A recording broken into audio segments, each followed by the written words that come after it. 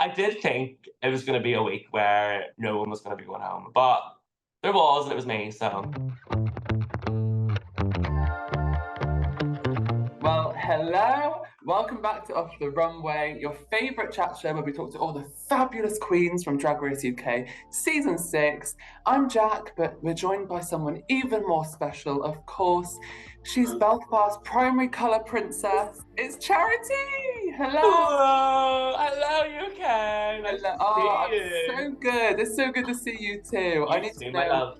Oh, how are you, my love? How was it watching the episode back? Honestly, I am so good, thank you. It was just the most magical thing to film, and then getting to watch it back. My parents flew over from Belfast to watch it with me, and it was my mum's birthday. So, like, what a birthday. And she was able to make sending me home all about her. But it was just the most beautiful piece of cinematic history in the world. Not a dry eye in sight, let me tell you. Like, I had tears in my eyes throughout the whole episode. It was such a beautiful, special episode to watch. How was it doing the filming process with her and also walking down the runway with her? What was that experience like for you both? Before like preparing for the show, I was like, Mom, like if on the off chance if they were to contact you for the makeover, would you do it? And she was like, absolutely not, never, no way. I'm so sorry, I No. love you, but I just couldn't do it. So whenever she walked in, I was just like, oh my god. And there was a moment where we walked on the runway from like opposite ends, and we were stood at the top about to walk on, and we both looked at each other, and I was like, I'm gonna cry. And she was like, I'm gonna cry. And I was like, we cannot. We all need to know, Charity. Is your mum going to get back in drag anytime soon in the future? If she does, it will have absolutely nothing to do with me. She can do it herself, because it is hellish putting yourself in drag, never mind someone else. I feel like you have more pressure when it's your mum. I've got my Yeah. mum in drag before, and Have I you? cared more about getting her in drag than when I've been in drag previously. It was way more pressure for me. It's a Yeah. special thing though. It's like one thing being a drag queen on Drag Race, but she's like a primary school teacher on Drag Race. Do you know what I mean? Like, that's so much pressure for her. So you want her to feel confident and have fun and just live her best life, which she really did. So it was just the best time. I have to say, Tara, like fans are saying online, I've seen of course, that no one should have gone home this week because it was such a special episode. Like everyone did so well. There were no bad critiques, as the queens were saying. You know, was there a moment where you thought maybe no one's going home today? Well, in Untucked, me and Marmalade were sat together, and we both turned to each other and we went, we're about to lip sync for the win here. And I was buzzing. And so whenever it was me, Rileasa, and Marmalade stood, I was like, yeah, top 3. And then Marmalade won. And I was like, yeah, I'm gonna badge 2. And then Rileasa said bottom 2. And I was like, when does the joke end? And then whenever Rileasa was told she was safe, I was expecting like a candy, wait. And then it just never happened. But I mean, it's an iconic episode to go out on. I can't complain. But I did think it was gonna be a week where no one was gonna be going home. But there was, and it was me, so. I mean, do you know, out of all the weeks you had to go home though, at least you had your mum to see Exactly. and give her a hug. That must have changed the whole experience for you. Yeah, it was so lovely. We got to like de-drag together and just like have a proper nice catch up. And it's just so surreal, and it's so nice that obviously I can talk to my friend about being on Drag Race, but she actually she was there, so she gets it, and we can be like, oh, remember that thing we had for lunch? Wasn't that fun? And it's just so crazy, so weird. How was that experience kind of representing Belfast? Did you feel the pressure? And have you heard back of like the kind of reception from your family and the drag scene there as well? No, absolutely. I think because there's been 2 Northern Irish queens already, and they both made it, well, Blue won, obviously, and then Jumbers made it to the final the first time round. So I was like, oh my goodness, I'm the 3rd Belfast queen. Which is crazy. And Belfast, on the show, I want to say this here, on the show I did make a joke that there's only 3 drag queens in Belfast. Obviously a joke.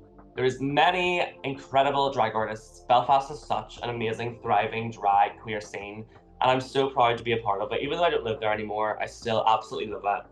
And getting to represent has just been amazing. And like hearing all the love from like a bar called Maverick that I performed in Belfast, like hearing from them, it's just been such a whirlwind. And now I want to take you to our next special segment, Chara. I think you'll like this one. This is our curiosity corner. Right, so first we have Isla. Okay, so Isla says, we need to see a collab with Nadine Coyle. If you did, what would it look like? Ooh, I would love to collaborate with Nadine Coyle. I think it would have to be a comedy skit. Maybe we could both be going for the same audition as Mary Poppins. The day after Snatch Game, Mary Poppins, the musical, released their cast for the next tour, and I was like, I think I've organised this. This is me. So we'd have to get on that. Have to jump on that bandwagon. Ben asks, if you could change one thing about your time on Drag Race, what would it be? I'm very proud of everything I did, but there's two that stand out. I would definitely reread the brief as Princess Diana and not Margaret Thatcher and get a different wig. And my goodness, that talent show was something. I had fun doing it, but I think if I was ever to go back, I would have done something a bit better. Well, you've got that for All Stars, which brings me to the Exactly. next fan question, okay? This is from Maisie. Now, of course, Maisie asked the question that we were all wanting to know. Are we ever going to get Charra on All Stars season? Would love to see her come back on our screens. I think I would love to. I think I would love to like wait a little bit, like just keep improving, keep polishing myself and making more money so then I can spend it all on nice runways. Now, Charra, our next segment, this is Drag It Forwards. And I love this segment because this is giving you the opportunity to shout out another queen, maybe that you know in Manchester or Belfast, who hasn't been on Drag Race yet, but you'd love to shout them out and maybe see them on the show one day. So have you got any queens in mind? I love this segment so much. And I was thinking about this before, and there's so many amazing artists that I would love to shout out, but I think I'm gonna have to say my gorgeous sister in Manchester, Rosie Zinvandiel. She is incredible, and I know she would smash Drag Race because she's smashing the Manchester drag scene. So go follow her, send her all your love. Now this is guest judge collab Sashay Away. Now I know you've watched the show before, so you get it. It's like Snog Mario Boys. Are you ready for your celebs? I'm ready.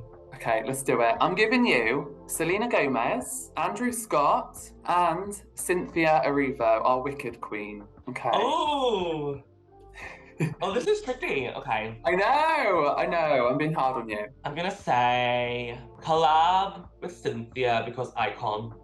She could sing and I'll just stand there. Guest judge, probably Selena Gomez. I'm such a Disney gay and I love Disney Channel growing up, which means I'm so sorry, Andrew, but sorry. Maybe another time, just not today. Maybe next time. Maybe next time. Right, our next game, there's no wrong answers here. There's a snatch that wig. So I'm going to give you 4 categories and you're going to tell me what you'd like to steal from a queen on the cast, okay? Love. Yes, of course. Let's play. I'm giving you wardrobe first. So which queen's looks would you want to steal? I don't really think our styles are similar, but I think she has incredible outfits. I think I'm going to say Kyran. Now, dance moves, our next category. Which queen would you steal all the dancing skills from? Oh, it's got to be Actavia. I mean, come on. Yeah.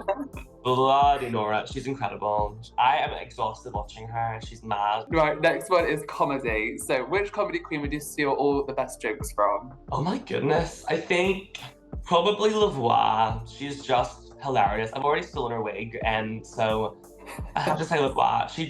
Me and her were so close on the show, and we still are, and everything she says just makes me laugh. She's so funny. And the last one for you, Charra, is shade, okay? So which queen would you steal all the best shadiness and the best reads from? Probably Marmalade. I just love her. Everything she says, so shady, but it's always true as well. So you can she gets away with it. Now, Charra, our final segment is future realness. And this is all about you envisioning your future 4 years from now, where you see yourself and what you're going to be getting up to. Give it to me. Let's manifest. We know you're a manifesting queen, so let's do it together. Doing me and improving my drag. I love doing like little like comedy, pop culture mixes. I would love to just tour everywhere, get to do them for everybody, and get to go maybe back on Drag Race and win a badge or 2.